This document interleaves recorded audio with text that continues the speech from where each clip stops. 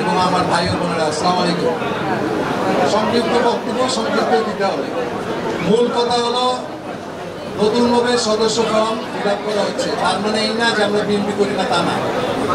আমরা পরীক্ষিত বিএনপি, কিন্তু খাতা কলমে সদস্য হওয়াটা একটা সম্মানীয় ব্যাপার। এই ঢাকা মহানগর যে আমাদেরকে এই সম্মানীয় জায়গাটা দিয়েছেন, এই জন্য আজকের এই অনুষ্ঠান থেকে আমি তাদেরকে আন্তরিকভাবে অভিনন্দন জানাই।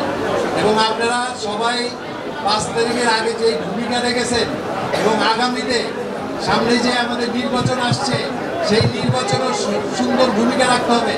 কোনো দ্বন্দ্ব সব ভুলে যে নির্বাচনে জয়ী হতে পারলে 5 তারিখের আগে যে আন্দোলন করছি সেটা সফলতা আসবে। কাজে আপনাদেরকে অনুরোধ, দ্বন্দ্ব সব ভুলে যে আন্দোলনমুখী হন, একত্রিতভাবে আন্দোলন করেন এবং বিএনপিকে জয়যুক্ত করেন। সবাইকে ধন্যবাদ।